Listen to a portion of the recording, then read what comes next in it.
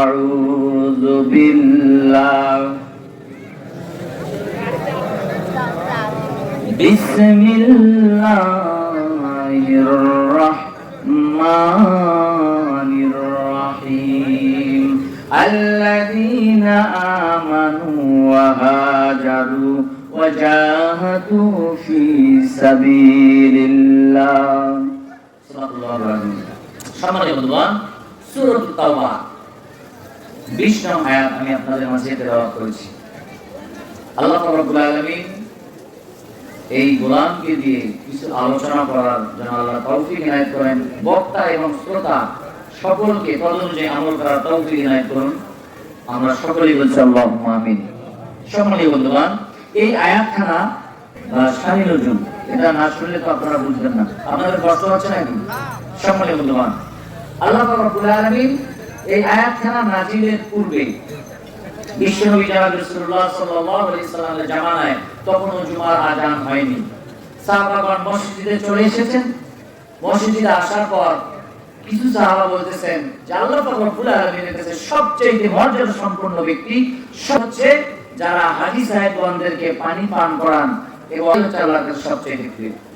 আর একদল বলতেছেন না, আল্লাহ পাক রব্বুল আলামিনের কাছে সবচেয়ে মর্যাদা সম্পন্ন সবচেয়ে প্রিয় ওই ব্যক্তিরা যারা ঈমান এনেছে এবং আল্লাহর জমিনে আল্লাহর দ্বীন কায়েম করার জন্য প্রাণান্তর চেষ্টা করেছে, তারাই হচ্ছে আল্লাহর কাছে প্রিয়।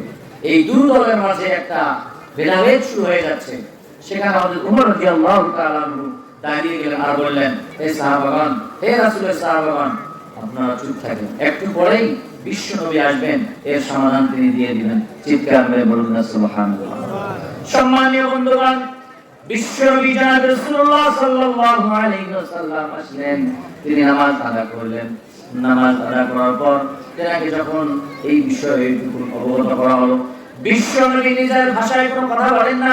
আল্লাহ পাক রব্বুল আলামিন বলেছেন, ওমা ইয়ানতিকু আনিল হাওয়া ইন হুয়া ইল্লা ওয়াহয়ুন ইউহা। যতক্ষণ পর্যন্ত আল্লাহর পক্ষ থেকে কোনো ওহী না আসে ততক্ষণ পর্যন্ত বিশ্বনবী কোনো কিছু বলেন না। কথা বলেন ঠিক কিনা? ولو تقول علينا بعد الأقاويل لأخذنا منه باليمين ثم لقطعنا منه الوتين। আল্লাহ রাব্বুল আলামিন বলেন, যদি বিশ্বনবী বাড়িয়ে বাড়িয়ে কথা বলেন তাহলে বিশ্বনবীর দু হাত চেপে ধরে তার কণ্ঠনালীটা কেটে দেওয়া হবে। চিৎকার মেরে বলুন আল্লাহু আকবার। সম্মানীয় বন্ধুগণ, বিশ্বনবীর উপর যখন এই আয়াতখানা নাযিল হলো, আয়াতখানা নাযিল হওয়ার পর বিশ্বনবী সাহাবাদের উদ্দেশ্যে বলতে লাগলেন, আল্লাযীনা আমানু, আর যারা ঈমান এনেছে, ওয়া হাজারু, আর যারা হিজরত করেছে, ওয়া জাহাদু, আর যারা সংগ্রাম করেছে, প্রাণান্তর চেষ্টা করেছে, ওয়া আমানু ওয়া হাজারু ওয়া জাহাদু, যারা সংগ্রাম করেছে ফি সাবিলিল্লাহ, আল্লাহর রাস্তায়। কোথায়? আল্লাহর রাস্তায়। বিআমওয়ালিহিম ওয়া আনফুসিহিম, অর্থ দিয়ে, সম্পদ দিয়ে, জান দিয়ে। উলাইকা আ'জামু দারাজাতিন ইনদাল্লাহ, আল্লাহ রাব্বুল আলামিনের কাছে ওই ব্যক্তিটাই হচ্ছে সম্মানিত, ওই ব্যক্তিটাই হচ্ছে মর্যাদা সম্পন্ন। চিৎকার মেরে বলুন সুবহানাল্লাহ। সম্মানীয় বন্ধুগণ, তাহলে আল্লাহর কাছে প্রিয় সম্মানিত হতে চাই তো আমরা? চাই কি চাই না?